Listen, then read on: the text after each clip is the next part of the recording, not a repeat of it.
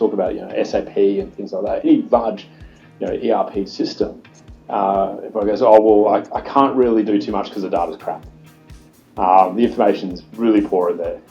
And the other thing I like to leave them with is that really the poor data or any data is just a fantastic guide. And it's a guide. So a guide, when you take a guide up a mountain, the guide's never going to tell you exactly where to put your foot on the walking path, but the guide is going to show you the direction as to where to go.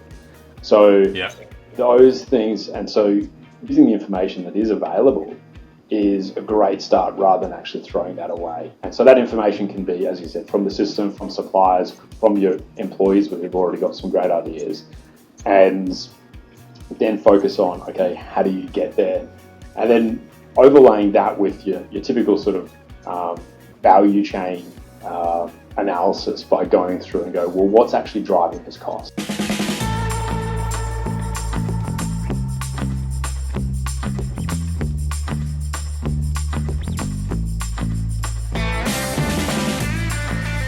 Thanks so much for joining another edition of The Never Ending Climb for a Stronger Supply Chain and Procurement for companies running SAP. Today we've got Simon Thompson.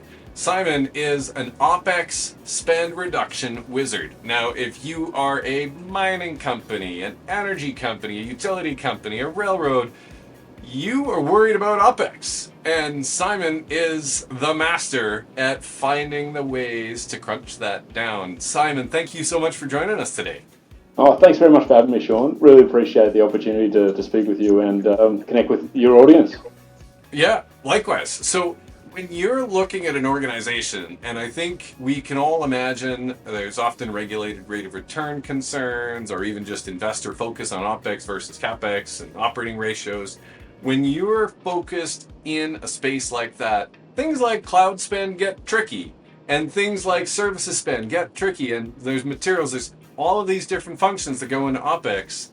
What do you encourage people to think about to optimize their OpEx, and when should they be putting their hand up and saying, hey, I think we could use a hand with this? Well, that's a great question. I think it might sound a little bit cliche, but I always say that start with the end in mind. So for all these organizations looking at, well, what are they trying to achieve? And because everything they put into it, be all the money they're spending with with their suppliers, but also spending on their labor internally. It's the actual combination of that together that's actually going to generate value for the organization and essentially where their cost goes.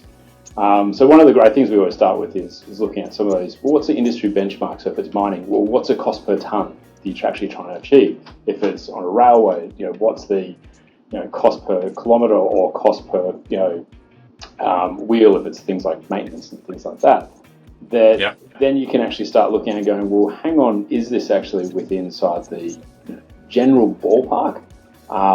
And then actually start drilling in. And then also looking at not just external benchmarks, but I always find the best way to reduce OpEx is actually look at some internal benchmarks. So how were you doing this previously? Be it 6 months ago, 1 year ago, 10 years ago, and how have things changed, and how do you just repeat that? Because you've already done it before, and so how do you just repeat that and just pare things back a little bit to get to there? So I think that's always a fantastic start.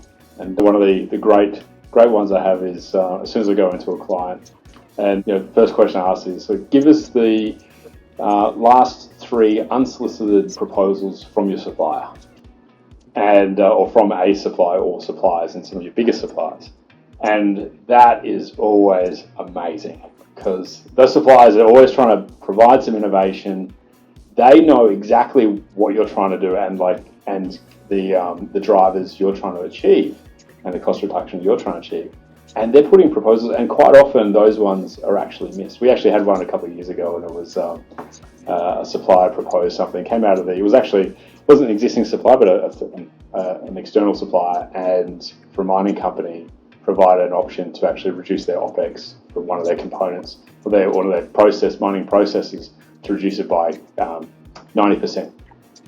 And they didn't go ahead with it. Just went, oh, this is rubbish. We can't do this.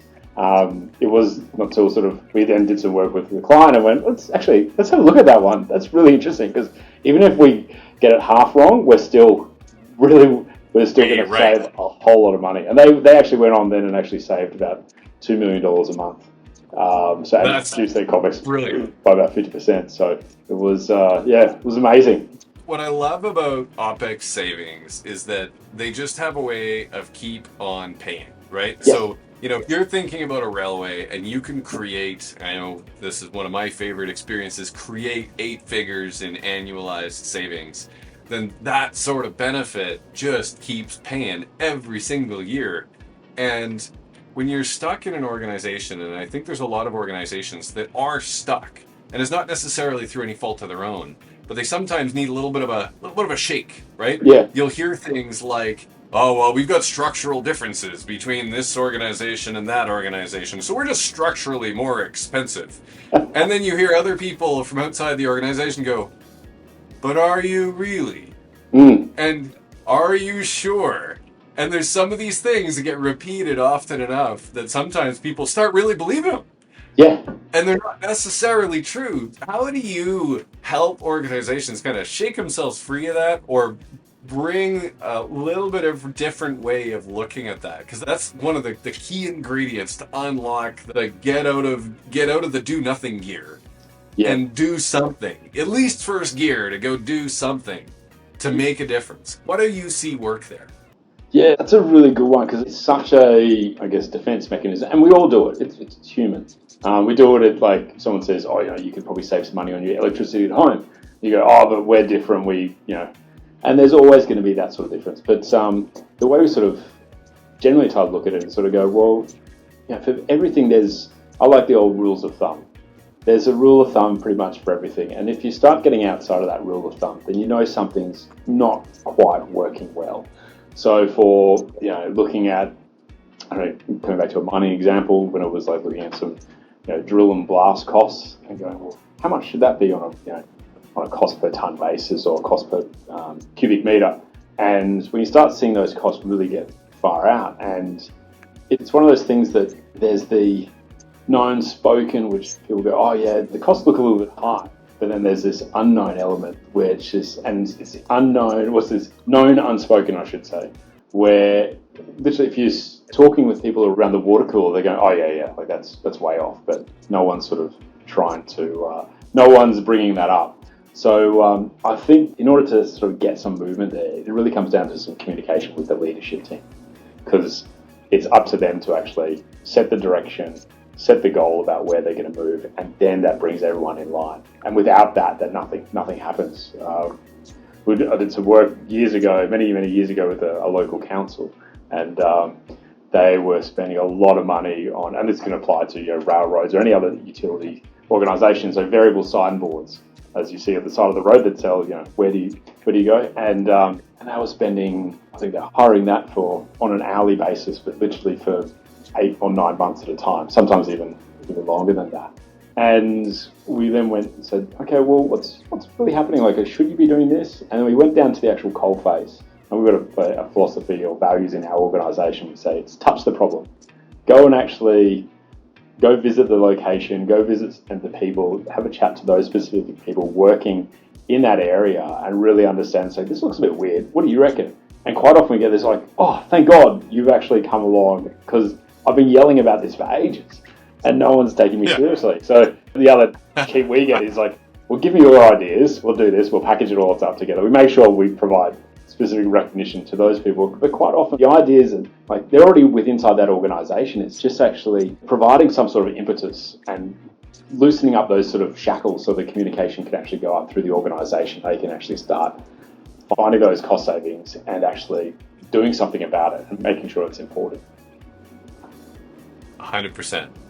And I love that idea of go touch the problem. In lean engineering, go to the Gemba, go look at experience and see for yourself. Yes. Right? What is the problem?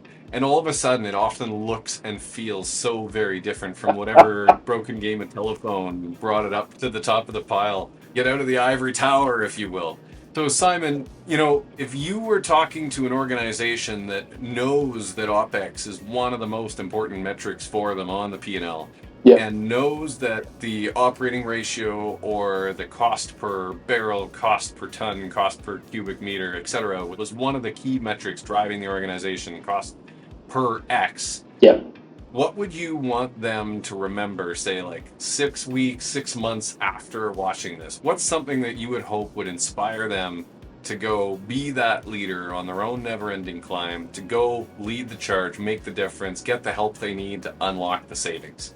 Yeah, I think the one thing I want them to walk away with, and it's really just an idea, and the idea is there's a world of possibility. It's just out of sight. It's just over the horizon. You just need to go look at it.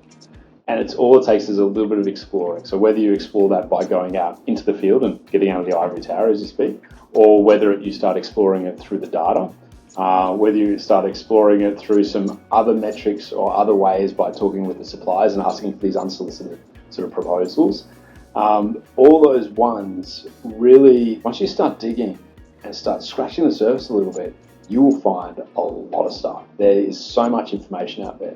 The other thing as well is, when you talk about, SAP and things like that, any large, ERP system, everyone goes, I can't really do too much because the data's crap. The information is really poor in there. And the other thing I like to leave them with is the poor data or any data is just a fantastic guide. And it's a guide. So a guide, when you take a guide up a mountain, the guide's never going to tell you exactly where to put your foot on the walking path, but the guide is going to show you the direction as to where to go. So those things, and so using the information that is available is a great start rather than actually throwing that away. And so that information can be, as you said, from the system, from suppliers, from your employees who've already got some great ideas, and then focus on, okay, how do you get there? And then overlaying that with your typical sort of value chain analysis by going through and go, well, what's actually driving this cost? So for most of these asset-intensive industries, there's going to be a fairly standard, breakdown of, well, what makes up this cost and how do we boil that down and how do we break that down into all those different components so that we can then actually start looking through each of them and going, well, what is the cost for that component? So if it's mining, it's your cost per ton at the very end. You go through that whole mining chain, through your bit drill and blast, through other bits, whether it's rail and you're looking at the actual logistics costs or looking at maintenance costs or looking at every other element to it. You can actually start bringing them back to your cost per X on each of those elements and finding, well, what's the opportunity here? And I usually find when just having that sort of approach starts opening up some ideas. And quite often I love the concept of, or the process of thinking called design thinking, where it's really about, well, let's not jump to the solution immediately. Let's really ideate, as they say, and let's really find some alternatives. And I think that's what gets me out of bed, because you find some really alternatives. What problem are we solving? Yes, exactly. And it's so much more interesting I'm trying to remember who had that quote of, if you give me an hour to solve a problem, I'm going to spend 55 minutes figuring out the right problem to solve, and then 5 minutes getting the Albert Einstein. And yes. I love that quote. I was just about to bring it up, but glad you did. Oh, yeah, great. It's such a great quote.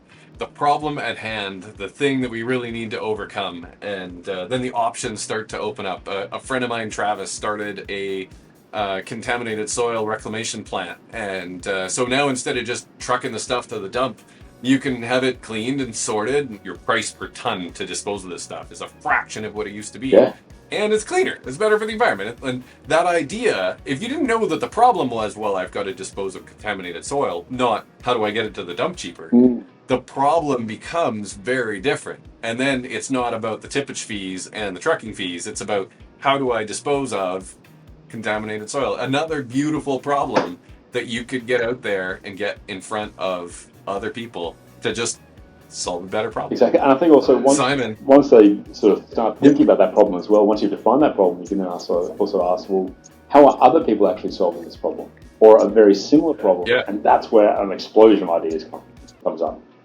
Yes. Yeah. That's where all of a sudden things that used to only work in some other industry can now work for you. And you go, oh, well, it's already proven. Well, I don't want to be first.